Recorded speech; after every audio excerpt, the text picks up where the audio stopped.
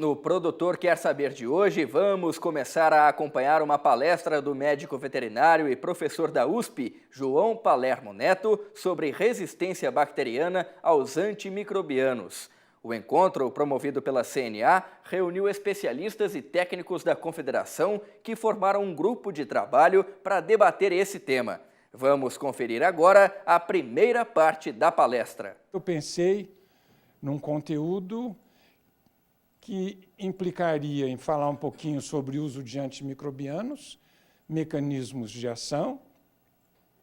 Eu vou passar para o uso de antimicrobianos em animais de produção, comentar um pouquinho sobre o cenário que envolve este uso, as legislações relacionadas à resistência bacteriana, em especial a europeia e a dos Estados Unidos, o plano de ação global da FAO, da Organização Mundial de Saúde, da Organização de Epizootias, que é a Organização de Saúde Animal, sobre resistência, as ações do MAPA. Vou falar sobre o Códex Alimentários e a proposta de análise de risco para a resistência bacteriana e vou fazer umas considerações finais sobre este assunto. Então, vamos começar falando um pouquinho sobre o uso de antimicrobianos e a questão da resistência bacteriana. E vamos começar pela definição, né, da palavra antimicrobiano. Então, antimicrobianos, essa é a definição farmacológica certa, a definição do Códex.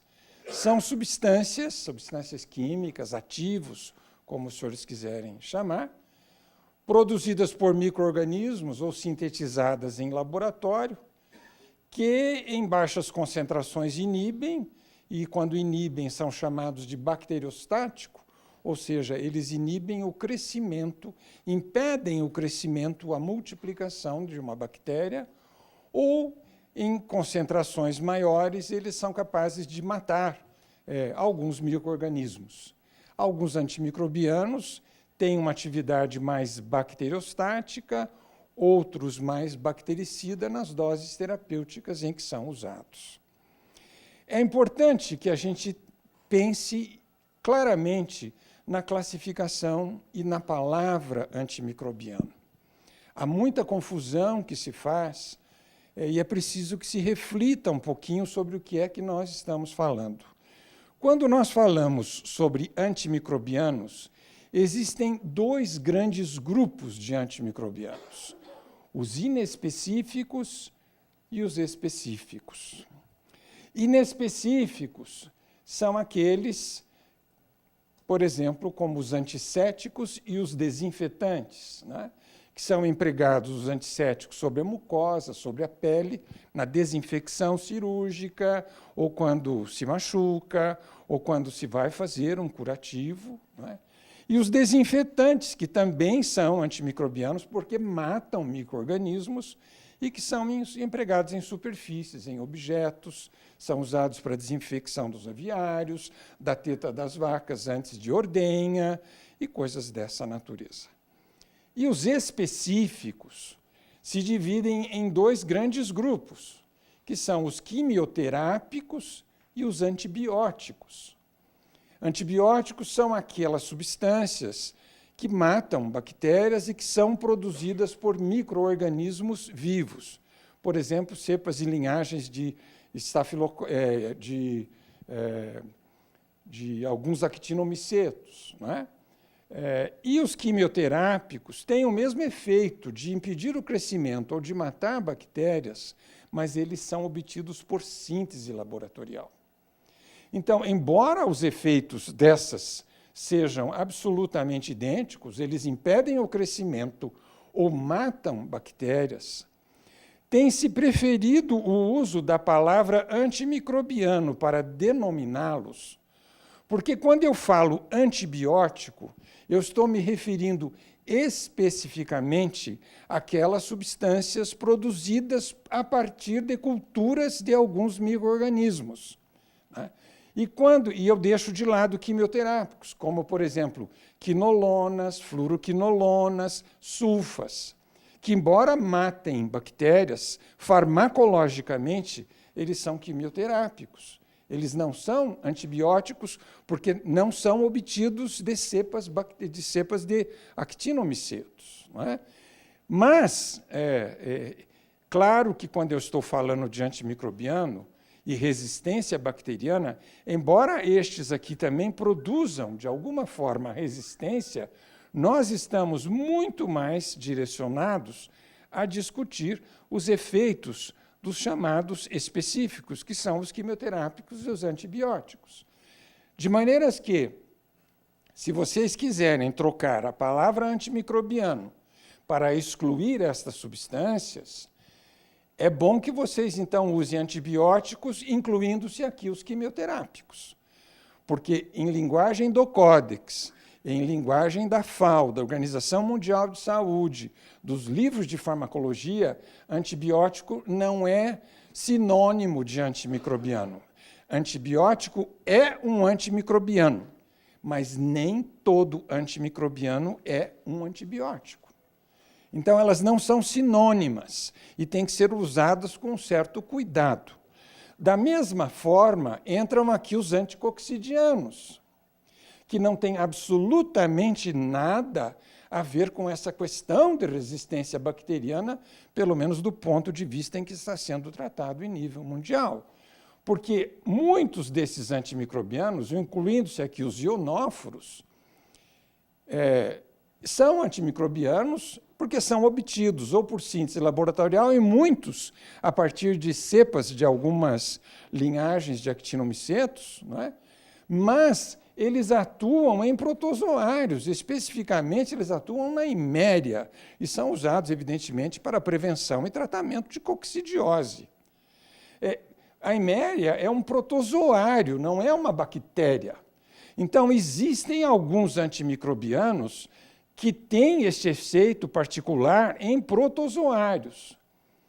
E eles deveriam ser, e são categorizados como um grupo à parte de ativos. São antimicrobianos, muitos são antibióticos, mas não se deve colocar dentro do mesmo rol. Não é? Alguns países estão tomando uma atitude extrema ao tratar dessa questão da resistência bacteriana. Os organismos ligados à produção animal, os SENASAs de alguns desses países, proibindo o uso de uma série de antimicrobianos, incluindo-se aqui os anticoccidianos, que não têm absolutamente nada com isto, a não ser o fato de que eles são antimicrobianos também. Eles têm alguns efeitos em bactérias, mas o efeito principal se faz sobre protozoários. Então, esta classe não é usada em medicina humana, né? E, mais importante aí, não é classificada como importante ou criticamente importante para a medicina humana, ou seja, os anticoccidianos não têm absolutamente nada a ver com essa questão que nós vamos, a não ser se você pensar na resistência de algumas formas de eiméria aos anticoccidianos. Mas aí nós estamos falando resistência de um protozoário aos anticoccidianos. Nós estamos falando de bactérias que têm interesse em saúde pública humana. Então, essa separação é importante. Por isso que o Códex trata como antimicrobianos, mas nós estamos falando especificamente dos antibióticos e dos quimioterápicos, excluindo-se dessa definição os anticoccidianos. Esse conceito tem que ficar muito claro, porque absolutamente os ionóforos têm mecanismos de ação diferentes, que atuam nas eimérias e nos protozoários, que não têm essa capacidade de ação em bactérias, ou não induzem resistência em bactérias a ponto de ter importância humana. Esses países que estão tentando legislar sobre os antimicrobianos, sobre os antibióticos e os quimioterápicos, deviam, no meu entender, voltar um pouquinho aos livros de farmacologia e aos conceitos básicos para excluir da definição ou da proibição, ou, enfim, do regulamento que queiram criar, ativos que são extremamente importantes. Ninguém há de negar a importância dos anticoccidianos, né, que são, inclusive, usados até na Europa, nesse momento, eles não estão proibidos, são registrados lá como aditivos também, né, e que não tem absolutamente nada a ver com essa problemática. Os antibióticos, portanto, excluindo-se aqui os anticoccidianos, que não têm esses mecanismos de ação, se nós imaginarmos isso aqui uma bactéria, né, recordando a vocês, eles podem interferir com a síntese proteica bacteriana, então, eles impedem a síntese proteica por se ligarem em unidades do ribossomo da bactéria, 30S ou 50S, não importa. O fato de se ligar ao ribossomo e inibir a síntese proteica faz com que eles sejam bacteriostáticos. Eles impedem que a bactéria cresça e se multiplique. Eles podem inibir a síntese da parede celular. Inibindo a síntese da parede celular, a bactéria fica desprotegida, porque a parede a protege num ambiente em que há diferença osmótica entre o conteúdo citoplasmático da bactéria e o que está no organismo. Inibindo a síntese da parede celular, a bactéria não pode sobreviver e, portanto, esses antimicrobianos são bactericidas, como, por exemplo, penicilina, as cefalosporinas atuam por aqui. Podem inibir a síntese de folatos, e quem atua basicamente dessa maneira são as sulfas, também a trimetropina, inibindo a síntese de folatos. Sulfa e trimetropina sozinhas têm efeito bacteriostático. Mas quando juntas em associação, é uma associação sinérgica importante, eles passam a ter um efeito bactericida.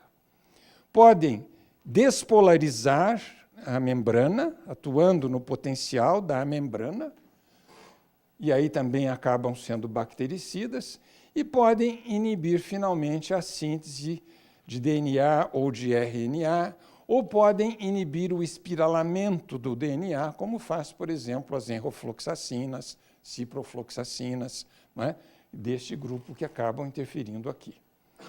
Este é um mecanismo resumido da ação dos antimicrobianos. Através, portanto, desses mecanismos, eles conseguem atuar nas bactérias, e nós vamos ver que as bactérias, como são espertas e querem sobreviver, elas acabaram gerando mecanismos para contornar a ação que nós estamos descrevendo aqui, e por isso elas acabam se tornando resistentes. Como se usam os antimicrobianos em produção animal? Este é um outro ponto importante. Porque antimicrobianos em veterinária são usados de maneira absolutamente diferente daquela em que são usados em medicina humana. Em medicina humana, quando alguém vai ao médico e vai ser tratado com um antimicrobiano, o médico dá para tratamento. Dificilmente um médico vai receitar antimicrobiano para uma atividade profilática ou para controle de uma enfermidade, a não ser em caso de uma epidemia. Em veterinária, ao contrário, os antimicrobianos têm 4 usos totalmente diferentes. E como esses usos não existem em medicina humana, dificilmente os médicos compreendem aquilo que os veterinários fazem. E os veterinários estão usando os antimicrobianos de maneira correta, da forma como eles existem para serem usados em veterinária. Você pode usar terapeuticamente. Terapeuticamente, você trata apenas os animais que estão doentes. Só os animais que estão doentes são tratados. Nesse caso, o uso terapêutico em veterinária se assemelha ao uso terapêutico humano. Mas, em medicina veterinária, eu coloquei aves ou suínos, mas vale para outras espécies animais, e vocês podem mudar aqui, não tem problema. Existe um uso chamado metafilático, que é absolutamente importante em medicina veterinária, porque você trata os animais que estão doentes, mas trata também todos aqueles que estão alojados com ele num mesmo espaço ou no mesmo alojamento. Porque nós sabemos em veterinária que, como os animais têm a mesma idade, o mesmo estado imunológico, se alimentam da mesma ração, comem ou bebem a mesma água, vivem no mesmo espaço, quando alguns ficam doentes, isso significa que 1 ou 2 dias depois, um grande número de animais estará doente e a mortalidade será muito grande. Então, em veterinária, você usa muito esse tratamento chamado metafilático, que não é compreendido pelos médicos e começam, então, a acusar os veterinários por induzir a resistência, por não saber o que nós fazemos. Nós tratamos de forma metafilática porque os animais têm o mesmo estado imunológico. E, portanto, se alguns estão doentes, todos ficariam doentes 2 ou 3 dias depois, seguramente. Em veterinária, há ainda um tratamento importante, chamado tratamento profilático, o que vem na bula de muitos produtos como: este medicamento é usado para controle de tal enfermidade. O que é tratamento profilático? Nenhum animal está doente, mas a sua experiência de veterinário de campo, a experiência que se tem em suinocultura, em avicultura, em bovinocultura de leite, informa para a gente que, em algumas condições, os animais podem ficar seriamente doentes. E, então, é conveniente que você faça um tratamento preventivo para que eles não fiquem doentes. Por exemplo, em suinocultura, quando você desmama os suínos, a imunidade passiva dele, que veio através do colostro da mãe, está lá embaixo, porque já passou um certo tempo, ele está sendo desmamado. E a imunidade ativa, a produção de anticorpos deles ainda não se fez de forma correta. Então, eles têm uma janela de baixa imunidade. E é muito comum que, logo após o desmame, apareçam diarreias violentas, que podem complicar com pneumonias, e há uma mortalidade elevada. Então, sabendo que isto acontece, é interessante administrar um antimicrobiano antes do desmame dos animais para proteger esses animais, para evitar que eles venham a apresentar um quadro e um processo infeccioso. Da mesma forma, quando se tira da creche e se coloca na terminação, ou quando vêm animais de locais diferentes e são colocados juntos numa terminação, há uma baixa de resistência. E é muito comum que apareçam pneumonias e, portanto, nessa fase também há uma necessidade de uma medicação preventiva.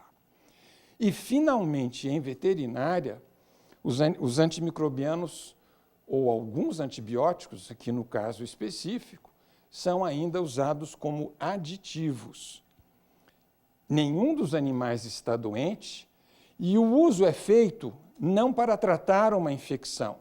O uso é feito porque nessa concentração, que geralmente é uma concentração pelo menos 10 a 20 vezes menor que a terapêutica, nessa concentração eles estabilizam a microbiota do trato gastrointestinal das aves e dos suínos, em especial.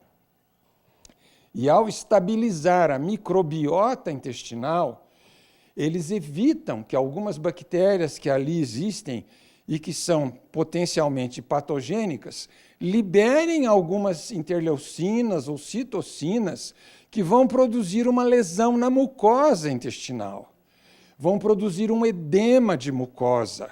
Esse edema de mucosa, essa pequena inflamação causada por essas citocinas, vai fazer com que a absorção dos nutrientes fornecidos pela alimentação seja dificultada e os animais crescem menos. Porque a absorção dos nutrientes, ainda que a ração seja balanceada, não se faz de forma correta. Então, você usa o aditivo para fazer uma normalização da microbiota intestinal, para uma estabilização da microbiota intestinal. De qualquer forma, isso aqui é uma verdade, né? Está demonstrado.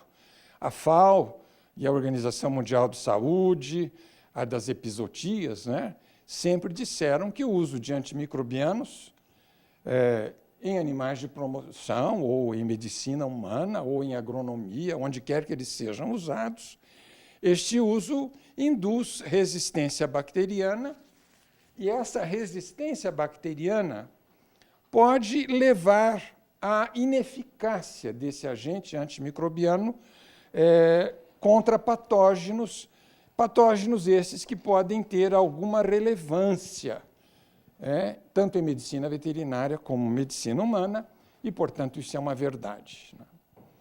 E o importante que eu percebi deste grupo que se reúne é que ninguém está negando esta possibilidade, que seria impossível de negar.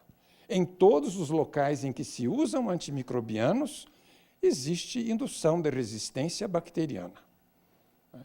Não estou querendo defender aqui a medicina veterinária, mas um dos locais onde mais resistência bacteriana existe são as unidades de tratamento intensivo, as UTIs de hospitais humanos, né? Nós todos temos acompanhado pelos jornais, às vezes, infecções sérias por bactérias resistentes em algumas unidades de tratamento intensivo de crianças ou de adultos.